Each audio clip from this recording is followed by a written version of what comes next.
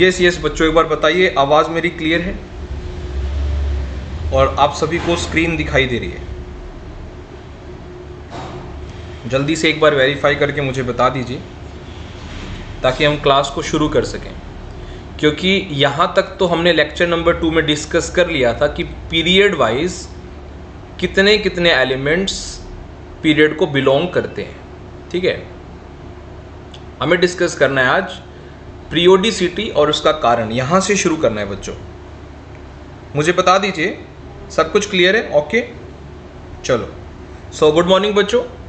आज हम शुरू करेंगे बेटा पीरियोडिसिटी एंड इट्स कोज से, कि ये जो टर्म होती है पीरियोडिसिटी, आपने 10th में सेम हेडिंग पढ़ी हुई है। ठीक है, कि properties fixed interval of time के बाद रिपीट क्यों होती हैं। मैंडलीव कहता है कि अगर आप एलिमेंट्स को एटॉमिक मास के बेसिस पर अरेंज करोगे तो प्रॉपर्टी रिपीट होने को मिलेंगी after fixed interval of time. Mostly कहते हैं कि अगर आप एटॉमिक नंबर के बेसिस पे एलिमेंट्स को रखते हो तो प्रॉपर्टी रिपीट होने को मिलती है। तो दोनों ही सिचुएशन में प्रॉपर्टी रिपीट हो रही है, उसे हम कहते हैं बच्चों पीरियोडिसिटी। क्या कहते हैं? पीरियोडिसिटी। तो व्हाट इज पीरियोडिसिटी, ये समझिए। तो बच्चों पीरियोडिसिटी जो होती है, पीरियोडिसिटी मतलब repetition. Periodicity is repetition of physical and chemical properties of elements। Properties का रिपीट होना ही पीरियोडिसिटी है, physical and chemical properties of elements.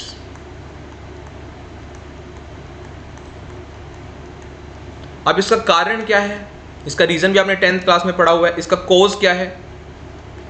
कोज ये है कि जिन एलिमेंट्स की आउटर इलेक्ट्रॉनिक कॉन्फ़िगरेशन एक जैसी होती है उनकी प्रॉपर्टीज भी एक जैसी होती हैं। मतलब cause is similar outer electronic configuration, similar outer electronic configuration. Example के लिए बच्चों, अगर मैं आपको एक एग्जाम्पल दे दूं, जैसे आप हाइड्रोजन को जानते हो 1 नंबर पे आता है, इसकी कॉन्फ़िगरेशन होती है 1s1। आप लिथियम को जानते हो 3 नंबर पे आता है, इसकी कॉन्फ़िगरेशन होती है 1s2 2s1। या आप सोडियम को जानते हो 11 नंबर पे आता है, इसकी कॉन्फ़िगरेशन होती है 1s2 2s2 2p6 3s1। तो आप देख पा रहे हो इनकी आउटर कॉन्फ़िगरेशन एक जैसी है, S में 1 इलेक्ट्रॉन, S में 1 इलेक्ट्रॉन। इसी वजह से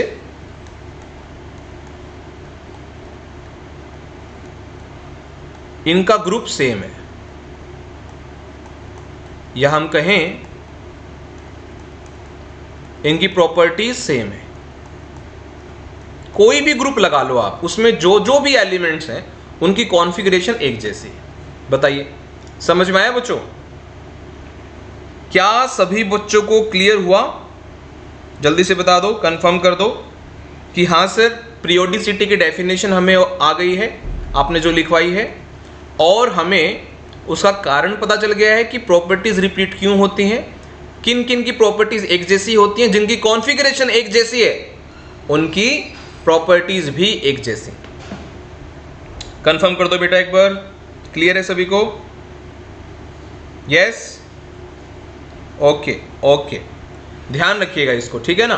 कोई भी ग्रुप का मेंबर उठा लो, इन मेंबर्स में कॉन्फ़िगरेशन एक जैसी होती है, इसलिए इनकी प्रॉपर्टीज भी एक जैसी होती है। तो इसको आप नोट कर लीजिएगा, ठीक है। बहुत बढ़िया, सब बोल रहे हैं yes yes yes yes yes, बहुत बढ़िया बहुत बढ़िया, ठीक है, बहुत बढ़िया बेटा। चलो तो अब हम बात करते हैं कि जो आज की टेबल है, जिसे मॉडर्न पीरियोडिक टेबल कहते हैं, या long form of periodic table कहते हैं, या बोहर्स पीरियोडिक टेबल कहते हैं, इसमें डिफेक्ट क्या है, इसमें भी कमियां हैं। देखते हैं इसकी दिक्कतें क्या है, ध्यान से देखिएगा बच्चों। सबसे पहली कमी जो आज के टेबल की है वो है हाइड्रोजन की पोजीशन। सब जानते हैं हाइड्रोजन पहले ग्रुप में है, फर्स्ट ग्रुप में, और फर्स्ट ग्रुप में सभी मेटल्स हैं और उस ग्रुप के अंदर हाइड्रोजन रखा हुआ है। एक ग्रुप में तो वही एलिमेंट्स होने चाहिए जिनका प्रॉपर्टी एक जैसा है।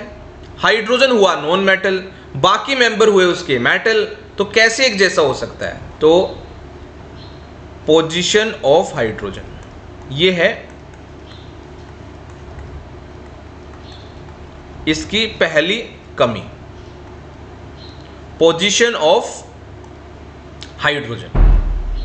हाइड्रोजन बच्चों, हाइड्रोजन जो है वो एक नॉन मेटल है, लेकिन उसको रखा कहां हुआ है? But it is placed in group of metals.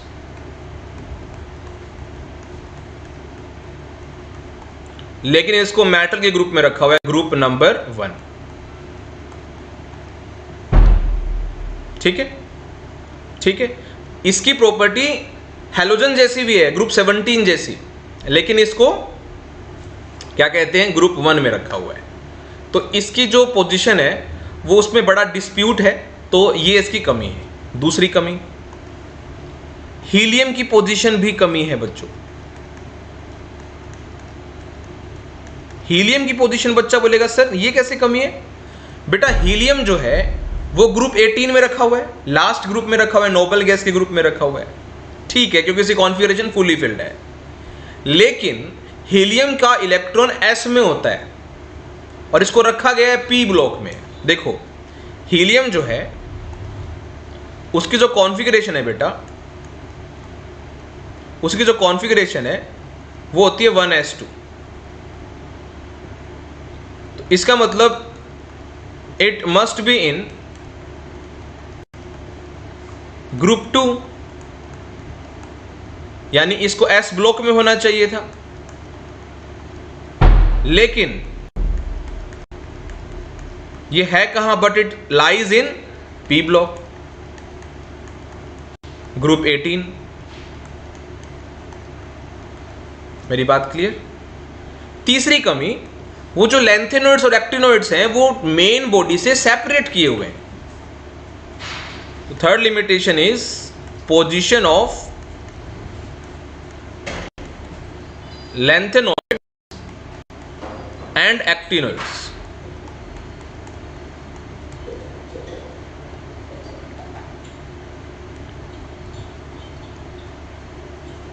यहां स्पेलिंग में मिस्टेक हो गई, कोई बात नहीं, दोबारा लिख देंगे। एक्टिनॉइड्स, क्या दिक्कत आ गई इसमें? इनको सेपरेट किया हुआ है मेन बॉडी से, they are separated from main body of the table. चलो बच्चों, इसको भी सबको क्लियर हो गए ये पॉइंट्स? सबको ये पॉइंट्स क्लियर हो गए? जल्दी से बता दीजिए।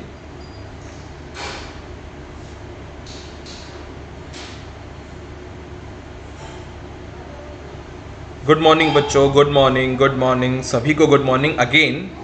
एक बार फटाफट ये कंफर्म कर दीजिए कि सर हाँ, मुझे मॉडर्न पीरियोडिक टेबल की कमियां भी पता चल गई हैं। आज की जो टेबल है, जो आधुनिक टेबल है, मॉडर्न पीरियोडिक टेबल या long form of periodic table और भी से बोहर्स पीरियोडिक टेबल, इसमें सर ये 3 कमियां हैं, हमें क्लियर हो गया। Okay, I am repeating Aryan, again I am repeating.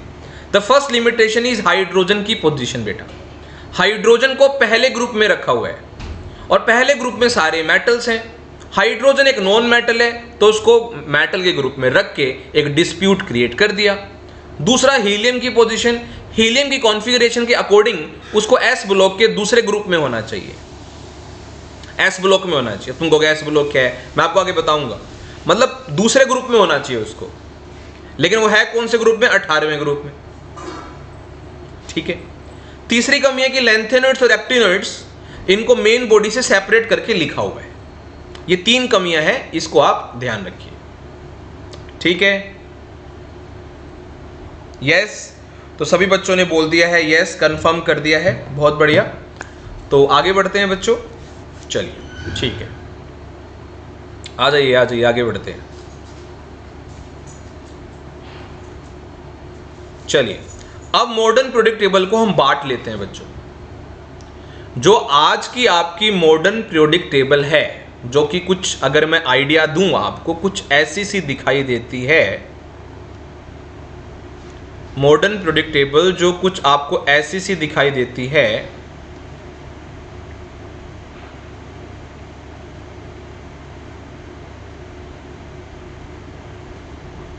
आपने बना तो रखी ही है ना, कुछ ऐसी सी दिखाई देती है।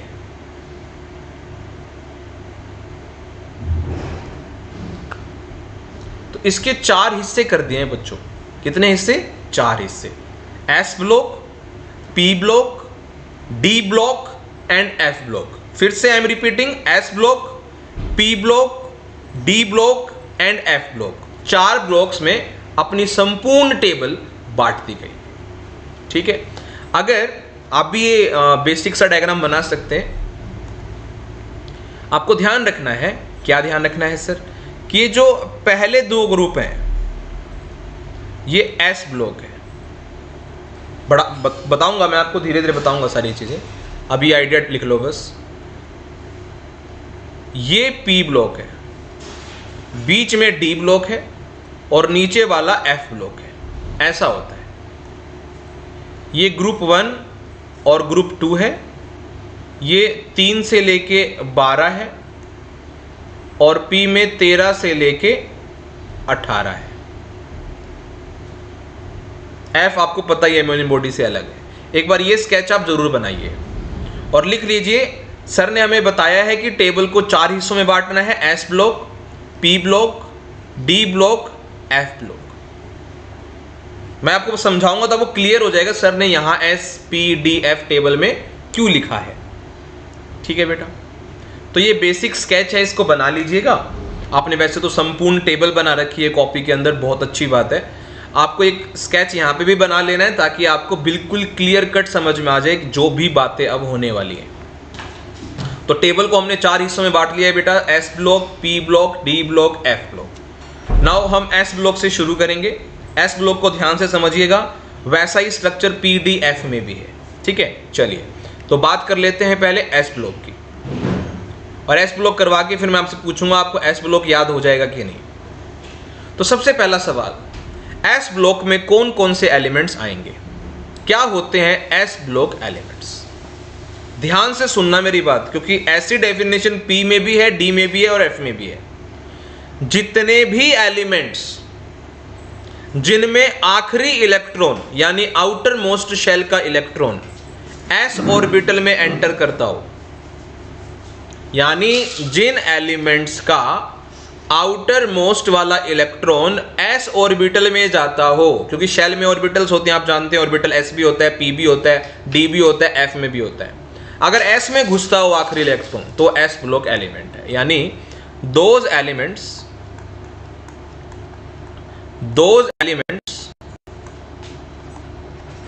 whose last electron enters into s orbital of outermost shell.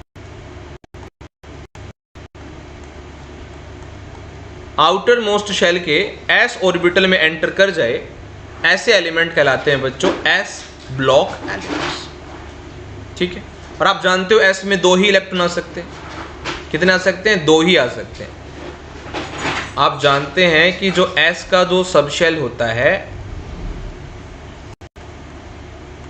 उसमें 2 ही इलेक्ट्रॉन्स होते हैं कि नहीं होते हैं? इससे आप याद रख पाओगे, इसके अंदर 2 ग्रुप्स होते हैं,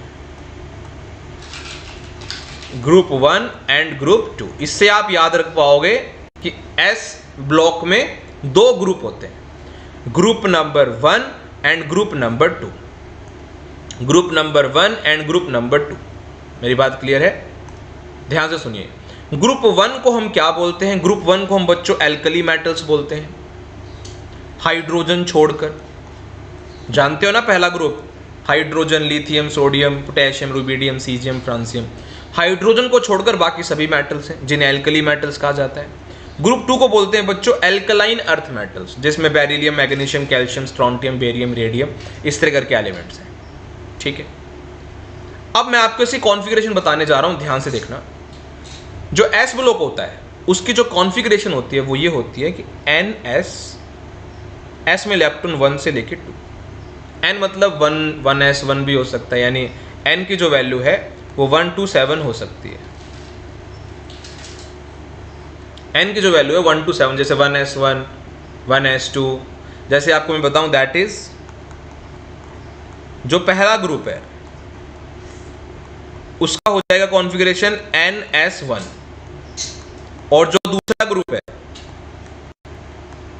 उसका हो जाएगा ns2। इसलिए कहते हैं ns, s में 1 से लेके 2 तक। और ध्यान ये रखना है कि सभी के सभी s ब्लॉक के जो एलिमेंट्स हैं वो सभी के सभी सॉफ्ट मेटल्स हैं। हाइड्रोजन को छोड़ दो क्योंकि वो नॉन मेटल है। क्लियर है मेरी बात? बताओ बेटा, यहां तक बातें क्लियर हैं जो भी की है हमने? बोलिए एक बार यहां भी कंफर्म कर दो। यस सर, हमें एक तो ये पता चल गया है कि टेबल जो है वो 4 हिस्सों में बटी हुई है, 4 ब्लॉक्स में, S block, P block, D block, F block. और जो एस ब्लॉक एलिमेंट होते हैं सर वो एलिमेंट्स होते हैं जिनमें आखिरी इलेक्ट्रॉन एस ऑर्बिटल में प्रेजेंट हो। और क्योंकि एस में 2 इलेक्ट्रॉन आ सकते हैं इसलिए हम कहते हैं कि उसमें 2 ग्रुप होते हैं। याद कर सकते हैं, पहले 2 ग्रुप एस ब्लॉक के हैं, यानी 18 ग्रुप में से पहले 2 ग्रुप एस ब्लॉक के अंडर आते हैं। पहले ग्रुप का नाम है एल्कली मेटल्स और दूसरे ग्रुप का नाम है एल्कलाइन अर्थ मेटल्स। इनकी कॉन्फ़िगरेशन एस में ही दिखाई देगी, तो ns 1 से 2, ये आपको याद रखना है इसकी कॉन्फ़िगरेशन। और एस ब्लॉक में सभी के सभी मेटल्स होते हैं हाइड्रोजन को छोड़कर। कैसे मेटल्स होते हैं बच्चों? Soft metals. बोलो बेटा, क्लियर? क्लियर है? बोलो बोलो फटाफट। यस, बहुत बढ़िया। तो ये ही ऐसे ही बातें हमें सब में करनी है। ठीक है, कुछ पॉइंट और हैं इस ब्लॉक के जो आपको ध्यान रखने हैं, ये तो आपने नोट कर लिया होगा। फिर भी कुछ रह जाता है तो लिंक पे दोबारा क्लिक करके आप वीडियो दोबारा देख सकते हैं। आपको ये ध्यान रखना है कि फ्रांशियम जो कि ग्रुप 1 का एलिमेंट है आखिरी में, और रेडियम जो कि ग्रुप 2 में आखिरी में है, ये रेडियो एक्टिव एलिमेंट्स होते हैं। कैसे एलिमेंट्स होते हैं बच्चों? Radio active elements. अब बच्चा सोचेगा सर रेडियो एक्टिव एलिमेंट्स क्या होते हैं? काफी बच्चों को तो पता भी है, कुछ सोचेंगे अरे ये होता क्या है। तो रेडियो एक्टिव एलिमेंट्स बच्चों वो एलिमेंट्स होते हैं जो समय के साथ खुद डिके होते रहते हैं, मतलब स्पॉन्टेनियसली, फिजिबली अपने आप ही डिके होते रहते हैं, रेडिएट करते रहते हैं, अपनी में से रेडिएशन निकालते रहते हैं। मतलब दोज एलिमेंट्स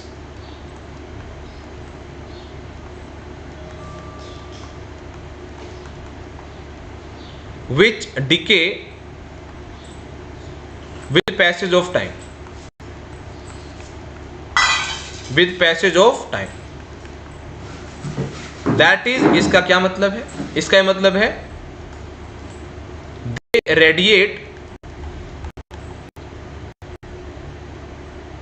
spontaneously। अगर आपको spontaneously का मतलब नहीं पता तो इसका मतलब होता है अपने आप, या इसको बोलते हैं फिजिबली। अल्फा रे, बीटा रे, गामा रे ऐसे निकालते रहते हैं, उन्हें रेडियो एक्टिव बोलते हैं। जैसे पहले ग्रुप में जो फ्रांशियम और रेडियम है। ठीक है, ठीक है। तो ये बातें थी जो आपको एस ब्लॉक में याद रखनी है। मतलब मैं यही नहीं कह रहा कि सारे पॉइंट्स आप याद कर लो ना, आपको बेसिक आइडिया होना चाहिए। नोट तो आपको नोटबुक में करना है, बाकी आपको बेसिक आइडिया होना चाहिए। एक बार अच्छे से रीडिंग लेनी है कि एस ब्लॉक में ये बातें हैं, कि सर ने बताया कि एस ब्लॉक में 2 ग्रुप होते हैं और उनकी कॉन्फ़िगरेशन ns 1 से लेकर 2 तक होती है, और उसके अंदर सभी के सभी मेटल्स हैं सॉफ्ट वाले, हाइड्रोजन को छोड़ के। ठीक है, क्लियर? चलो आगे बढ़ते हैं बच्चों। ध्यान रखना, फ्रांशियम और रेडियम ये रेडियो एक्टिव एलिमेंट्स हैं, और रेडियो एक्टिव एलिमेंट्स वो एलिमेंट्स होते हैं जिनका रेडिएशन यानी डीके अपने आप होता रहता है, जो अपने में से रेडिएशन निकालते रहते हैं, समय के साथ साथ खुद ही खत्म होते रहते हैं। चलिए आगे बात करते हैं। अब आगे आ जाता है बच्चों पी ब्लॉक एलिमेंट्स। अब बच्चा सोचेगा ये पी ब्लॉक एलिमेंट्स क्या होते हैं? सिंपल, अब वो वाले एलिमेंट्स जिनका आखिरी इलेक्ट्रॉन, आउटर मोस्ट शेल का आखिरी इलेक्ट्रॉन, कितने इलेक्ट्रॉन आ सकते हैं? 6 इलेक्ट्रॉन आ सकते हैं। तो इसका मतलब है इसमें 6 ग्रुप्स हैं। कितने ग्रुप हैं बच्चों? 6 ग्रुप्स हैं। कौन कौन से ग्रुप हैं? ग्रुप 13, 14, 15, 16, 17, 18। 13, 14, 15, 16, 17, 18। यानी बच्चा कहेगा, यानी सर जो मैंने 10th में पढ़े थे ग्रुप, वो एस ब्लॉक और पी ब्लॉक के थे। आप याद करो बेटा, आपको सबको जितने भी ग्रुप्स याद करवाए थे 10th क्लास में, वो पहले 2 ग्रुप थे और 13 से लेकर 18 तक थे, बीच वाले नहीं पढ़ाए गए थे। तो ध्यान रखिए, ग्रुप 13, 14, 15, 16, 17, 18, आखिरी वाले 6 ग्रुप पी ब्लॉक के होते हैं। यानी नोबल गैस भी पी ब्लॉक में ही है, समझ गए ना? 13, 14, 15, 16, 17, 18। और इसकी जनरल कॉन्फ़िगरेशन क्या होती है वो देख लेते हैं। पी ब्लॉक की जनरल इलेक्ट्रॉनिक कॉन्फ़िगरेशन क्या होती है? तो बच्चों एस तो इनका भरा हुआ होता है, तभी तो पी में जाता होगा। और पी में आप जानते हो 1 से लेके 6 तक इलेक्ट्रॉन आ सकते हैं। 1 से लेके 6 तक इलेक्ट्रॉन आ सकते हैं। मेरी बात क्लियर है? मेरी बात क्लियर है? ये है बच्चों, इनमें मेटल्स भी होते हैं, नॉन मेटल्स भी होते हैं और मेटलॉइड्स भी होते हैं। नॉन मेटल्स ज़्यादा संख्या में होते हैं। नॉन मेटल्स की संख्या ज़्यादा होती है पी ब्लॉक के अंदर। यही इकलौता ब्लॉक है जिसमें नॉन मेटल होते हैं। एस में तो सभी मेटल्स थे हाइड्रोजन को छोड़ के, पी में मेटल भी है, नॉन मेटल भी है, मेटलॉइड भी है, लेकिन नॉन मेटल की संख्या पी ब्लॉक में ज़्यादा है। तो डेफिनेशन आपने कर ली होगी नोट, ठीक है। अब एक बार फटाफट से नोट कर लीजिए, मैं आपको ग्रुप के बारे में बता देता हूँ। इनके जो 6 ग्रुप हैं, इनके नाम आपको याद करने हैं। जैसे एस ब्लॉक में 2 ग्रुप थे, ग्रुप 1, ग्रुप 2। ग्रुप 1 को एल्कली मेटल, ग्रुप 2 को एल्कलाइन अर्थ मेटल।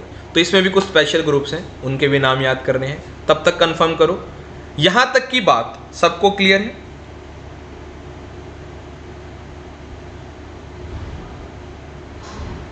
यहां तक की बात सबको क्लियर? बताऊंगा बेटा अभी, आर्यन सबका पता चल जाएगा आपको कौन कौन से ग्रुप में है। अभी आप बस मुझे इतना बताइए, यहां तक की बातें सबको क्लियर है? बोलो बेटा, यहां तक की बातें सबको क्लियर है? यस और नो?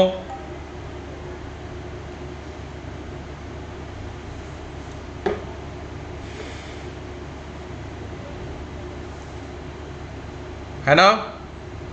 ओके, वेरी गुड, क्या बात है, गुड गुड। चलो तो अब बात करते हैं आगे बच्चे। तो सबको क्लियर है यहाँ तक की बातें? ठीक है। अब मैं आपको बताता हूँ कि ये जो 6 ग्रुप हैं वो कौन कौन से ग्रुप हैं। हालांकि बता चुका हूँ, इनका स्पेशल नाम आपको याद करना है। ध्यान से देखो बच्चों, जो ग्रुप 13 है उसे बोलते हैं बोरोन फैमिली, क्योंकि वो बोरोन उसके हेड पे होता है। बोरोन के बाद क्या आता है? कार्बन। तो ग्रुप 14 में कार्बन फैमिली कहलाती है। ग्रुप 15 को नाइट्रोजन फैमिली कहते हैं। नाइट्रोजन फैमिली का एक और नाम है निक्टोजेंस बोलते हैं इनको। क्या बोलते हैं? निक्टोजेंस। इनको ध्यान रखना। ग्रुप 15 जो होता है जिसमें नाइट्रोजन प्रेजेंट है हेड पे, उसे निक्टोजेंस भी बोलते हैं और ये हाफ फिल्ड होते हैं। मैं आपको बता देता हूं सबको, फटाफट से क्लियर रहेंगी बातें। जो बोरोन फैमिली है उसकी कॉन्फ़िगरेशन क्या पाएगी? NS2 NP1। क्योंकि आप देखो मैंने आपको बताया NS2 NP1 to 6। तो P में अगर 1 है तो ग्रुप 13, P में अगर 2 आ गए तो ग्रुप 14, P में अगर 3 आ गए तो ग्रुप 15, P में 3 हो गए तभी तो हाफ फील्ड है बेटा। क्लियर है मेरी बात? एक second, just give me 1 second.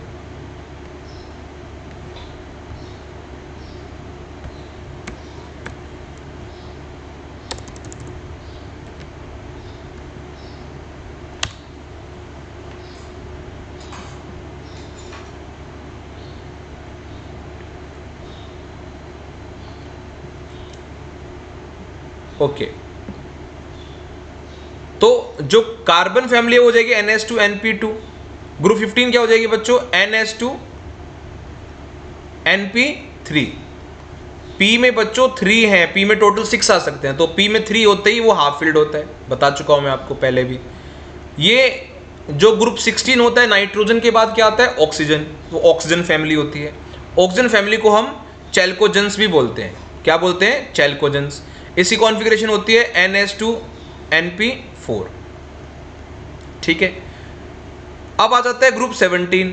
Group 17 को हम फ्लोरीन फैमिली कहते हैं, क्योंकि ऑक्सीजन के बाद फ्लोरीन आता है, और इसको हम हैलोजन भी बोलते हैं, आप जानते हो हैलोजन। हैलोजन की कॉन्फ़िगरेशन क्या हो जाएगी बच्चों, NH2 NP5। आ रहा होगा ना समझ में। और ग्रुप 18 होता है नोबल गैस का, आखिरी में मिलेंगे आपको नोबल गैस, और नोबल गैस की कॉन्फ़िगरेशन होती है NH2 NP6। ये पूरा भरा हुआ है, इसलिए ये फुली फिल्ड है। और एक खास बात ध्यान रखिएगा, आपको 10th क्लास में भी पहले 2 ग्रुप और लास्ट के 6 ग्रुप पढ़ाए गए हैं। तो S ब्लॉक और P ब्लॉक को मिलाकर, S ब्लॉक और P ब्लॉक को मिलाकर हम उनको कहते हैं रिप्रेजेंटेटिव एलिमेंट्स। रिप्रेजेंटेटिव एलिमेंट्स यानी पीरियोडिक टेबल को रिप्रेजेंट करने वाले कौन से एलिमेंट्स हैं, तो आप कहोगे S ब्लॉक के और P ब्लॉक के। बोलो बेटा, यहां तक क्लियर? बोलो बेटा, यहां तक की बातें सबको क्लियर हैं? ये ग्रुप याद कर लोगे। 13 14 का तो कोई स्पेशल नाम नहीं है, 15 16 17 18 का स्पेशल नाम है। ग्रुप 15 वाला जो नाइट्रोजन फैमिली है उसको निक्टोजेंस बोलते हैं। ग्रुप 16 जो ऑक्सीजन फैमिली है उसको चैल्कोजेंस बोलते हैं। ग्रुप 17 जो कि फ्लोरीन से शुरू होता है उसे हम हैलोजन बोलते हैं। और जो ग्रुप 18 जो हीलियम से शुरू होता है, हीलियम, नियन, आर्गन, क्रिप्टन, है ना, उन्हें हम नोबल गैस बोलते हैं।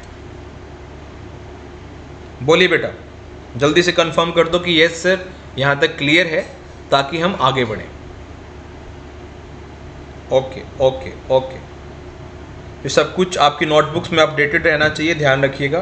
तो यहाँ तक बच्चों ने बोला है क्लियर है, ठीक है।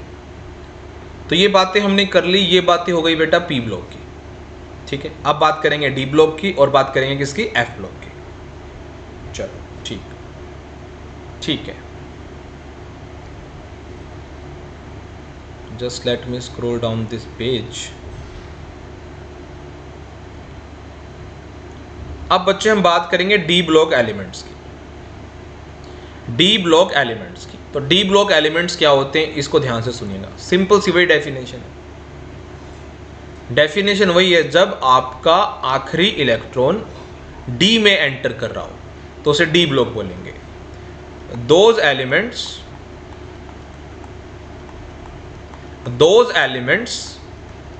Whose last electron enters into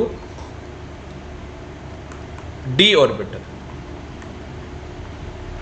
enters into d orbital, उसे हम क्या बोलेंगे, d ब्लॉक एलिमेंट बोलेंगे। क्या बोलेंगे, d ब्लॉक एलिमेंट। इसका ध्यान रखना है, ठीक है। तो मुझे बताओ d में कितने इलेक्ट्रॉन आते थे, d सब शेल में कितने इलेक्ट्रॉन आते थे, 10 इलेक्ट्रॉन्स। इसका मतलब इसमें हम याद कर पाएंगे, इसमें 10 ग्रुप्स होते हैं, 10 ग्रुप्स होते हैं। अब इसमें 10 ग्रुप कौन कौन से हैं वो देखो, कौन से बच गए। पहले 2 ग्रुप एस ब्लॉक में हैं, लास्ट के 6 ग्रुप जो हैं 13 से 18 वो पी में है। तो बीच के जो ग्रुप 3 और ग्रुप 12, ये जो बीच में जितने भी ग्रुप हैं 10 ग्रुप, ये डी ब्लॉक के हैं, यानी डी ब्लॉक एलिमेंट कहलाते हैं। Group 3, group 4, group 5, group 6, group 7, group 8, group 9, group 10, group 11, group 12, ये इस ब्लॉक के अंदर होते हैं। अब इसकी कॉन्फ़िगरेशन क्या है, ध्यान से देखना, ध्यान से देखना। इसकी कॉन्फ़िगरेशन होती है, एस तो पूरा भरा हुआ होता है और डी में जो होते हैं इलेक्ट्रॉन वो 1 से लेके 10 तक हो सकते हैं। अच्छा, एस का भी मैं बता देता हूं, एस में भी 1 से 2 हो सकता है, एक्सेप्शन आपको याद होंगे। अगर मैं कोई एग्जांपल ले लूं, अगर मैं आपको बताऊं, अगर आपको याद हो बच्चों, क्रोमियम 24 नंबर पे उसकी कॉन्फ़िगरेशन आप लिखते थे तो 1s2 लिखते थे, 2s2 लिखते थे, 2p6 लिखते थे, 3s2 लिखते थे, 3p6 लिखते थे, और फिर आप 3d5 लिखते थे, 4s1 लिखते थे। तो ये है आउटर, देख पा रहे हो। अगर s की वैल्यू 4 है, 4s है, तो d3 है, 3d, इसलिए n-1 है। क्लियर है मेरी बात? अगर 5s होगा तो 4d होगा, 6s होगा तो 5d होगा। क्लियर है? अच्छा जी, इनको हम ट्रांजिशन एलिमेंट्स भी बोलते हैं। ये s ब्लॉक और p ब्लॉक के बीच में आते हैं, इन्हें हम ट्रांजिशन भी कहते हैं, इसलिए हम इन्हें ट्रांजिशन भी कहते हैं। ये s और p के बीच में आते हैं। अच्छा जी, इसके अंदर सभी मेटल्स होते हैं और वो मेटल्स सारे के सारे हार्ड होते हैं बच्चों। क्या होते हैं? हार्ड। इनमें सारे हार्ड मेटल्स होते हैं, मैं जनरल बात कर रहा हूँ। और मोस्ट ऑफ द मेटल्स को कॉइनेज मेटल्स भी बोलते हैं, बिकॉज ये कॉइन बनाने में यूज होते हैं, यूज्ड इन मेकिंग कॉइन्स।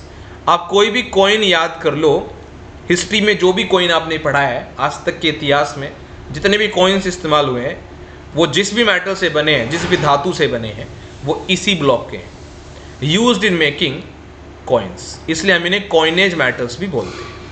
तो सभी बच्चे मुझे बता दो, ये चारों पॉइंट सबको क्लियर हैं? जल्दी से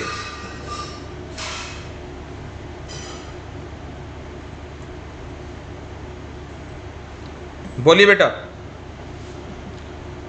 तो डन मान लूं मैं इसको कि सबको क्लियर है कि हाँ सर ग्रुप 3, 4, 5 जो बीच के 10 ग्रुप बच गए वो डी में है। पहले 2 ग्रुप एस के हैं, लास्ट के 6 ग्रुप पी के हैं, और बीच के जो 10 ग्रुप हैं सर वो डी ब्लॉक के हैं। हम याद कर लेंगे सर, जनरल कॉन्फ़िगरेशन भी याद कर लेंगे सर। डी में 1 से लेकर 10, एस में 1 से लेकर 2, ये ऐसी कॉन्फ़िगरेशन होती है। बोल दो बेटा, यहां तक बातें क्लियर है कि नहीं क्लियर है? जल्दी से। तो बच्चे बोल रहे हैं यस सर, यहां तक की बातें क्लियर हैं।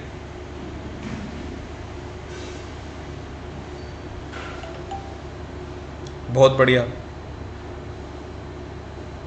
चलो ठीक है। तो सबने बोल दिया है यस, तो मैं मान लेता हूं सबको क्लियर है। चलो एक स्पेशल बात बतानी है, इंग्लिश का एक शब्द भी आएगा जो आपको ध्यान रखना है। ये जो आपने कॉन्फ़िगरेशन देखी ऐसे करके लिखी हुई है n-1 ds। तो बच्चों जो n है, जैसे एग्जाम्पल के लिए अगर 4s होगा तो 3d होगा, अगर 5s होगा तो 4d होगा, अगर 6s होगा तो 5d होगा, अगर 7s होगा तो 6d होगा। ऐसे होता है। इसका मतलब तो यही है, इसका मतलब तो यही है। तो ध्यान रखना, जो n होगा ना, n जो है वो आउटर मोस्ट शेल को रिप्रेजेंट करता है।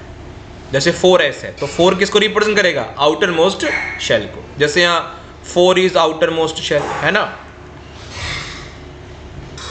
बोलो बच्चों। जैसे इसमें 5 है, इसमें 6 है, इसमें 7 है।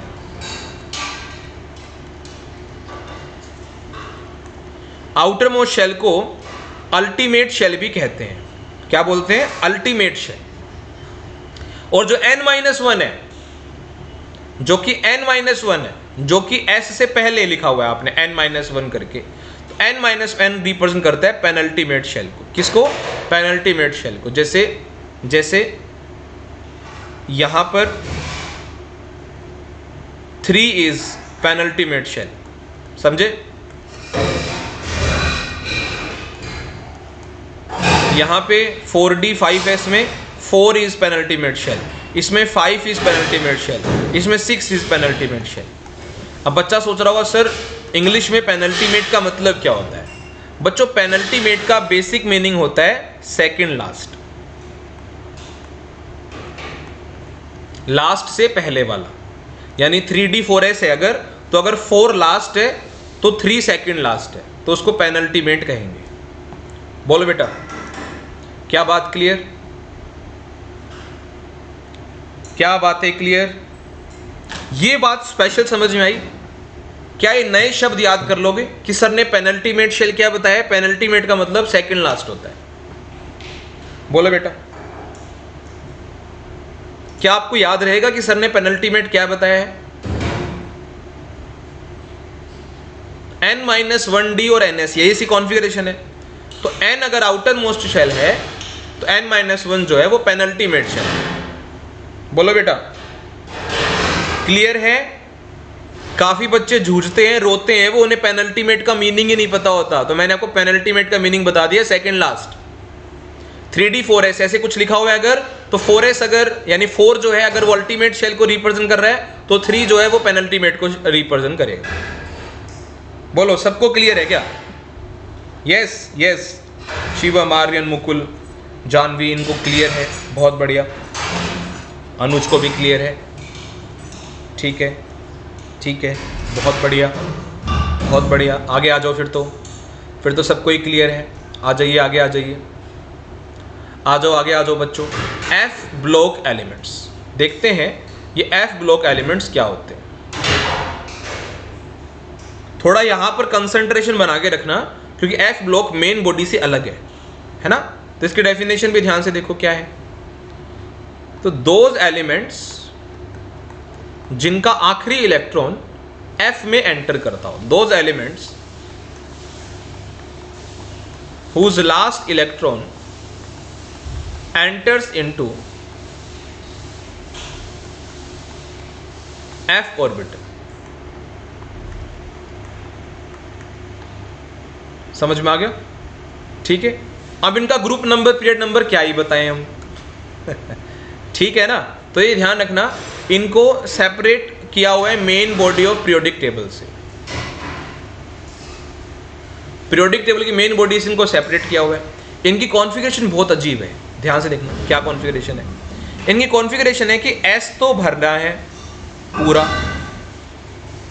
फिर जो पेनल्टीमेट होगा उसमें इलेक्ट्रॉन या तो दिखेगा ही नहीं, 0 या 1 दिखेगा, और जो पेनल्टीमेट से भी पहले होता है थर्ड लास्ट, उसे बोलते हैं एंटी पेनल्टीमेट। आगे मैं स्पेलिंग लिखवा दूंगा।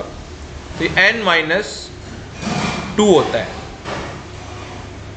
F, और इसमें होते हैं 0 to 14, या सिंपली आप याद ही रखो यार, कंफ्यूज मत हो, 1 to 14। F में 1 to 14, D में 0 से 1 और S में 2। ये इसकी कॉन्फ़िगरेशन है जो आपको याद करनी है, जो कॉन्फ़िगरेशन आपको याद करनी है। बोलो बेटा, ये तो क्लियर है ना सभी को कि अगर N लिखा हुआ है तो वो अल्टीमेट शेल है, यानी आउटर मोस्ट। अगर सर n-1 लिखा हुआ है तो इसका मतलब होगा सर पेनल्टीमेट, सेकंड लास्ट। और अगर उससे भी कम है सर तो वो होता है antepenultimate, antepenultimate shell, third last. ठीक है, ये हो गई कॉन्फ़िगरेशन। अब इनको दो हिस्सों में बांटा हुआ है, सबको पता ही है। लैंथेनाइड्स कहते हैं या लैंथेनोइड्स कह लो, या एक्टिनाइड्स कहते हैं या एक्टिनोइड्स कह लो। 58 से लेकर 71 और 90 से लेकर 103। इनको ऐसा क्यों कहते हैं लैंथेनोइड्स? क्योंकि ये लैंथेनम के बाद आते हैं। 57th एलिमेंट बताया था मैंने आपको कल, लैंथेनम होता है, ये उसको फॉलो करते हैं, इसलिए लैंथेनोइड्स हैं। और ये 90 से लेकर 103 जो एक्टिनोइड्स हैं वो 89th एलिमेंट यानी एक्टिनियम को फॉलो करते हैं, इसलिए एक्टिनोइड्स हैं। ठीक है, क्लियर है यहां तक बात? क्लियर है मेरी यहां तक बात? ध्यान रखिएगा। बोलो बच्चों, ये 3 पॉइंट क्लियर है जो मैंने टिक किए?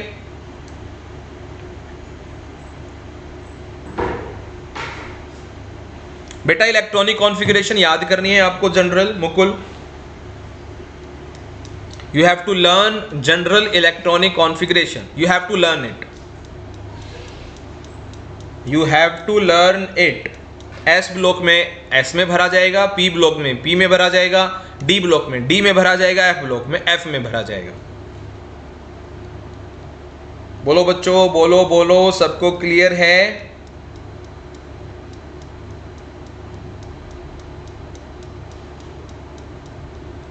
यस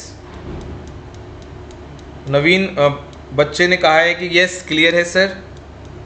ओके, शिवम, आर्यन, सबको क्लियर है। तो आप देख रहे हैं कुछ पॉइंट्स सब में कॉमन है, तो ये पॉइंट्स आपको सबको याद रहे, खासकर general electronic configuration. Yes sir, okay. तो बेटा अब इसमें एक खास बात ध्यान रखना है जो सबको नहीं पता होता है और फिर वो बाद में रोते हैं, मैं इसलिए आपको पहले बता देता हूँ।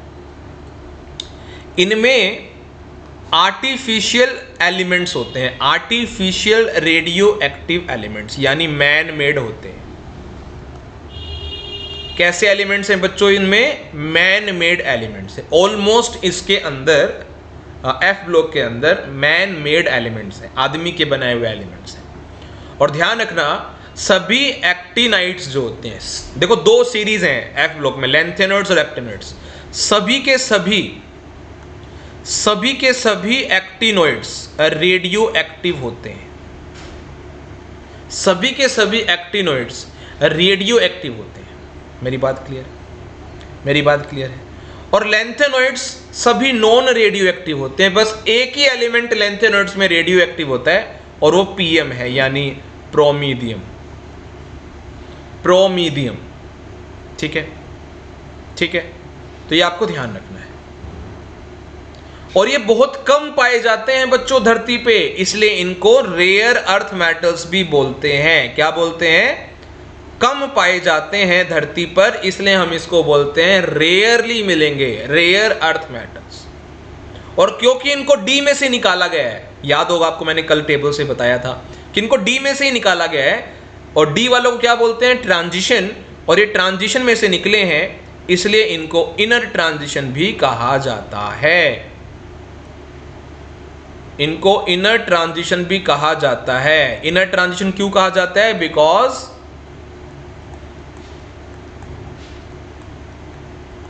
they are attained from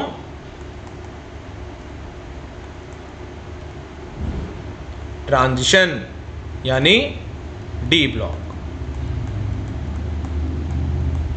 बोलो बच्चों, सबको क्लियर है बातें मेरी?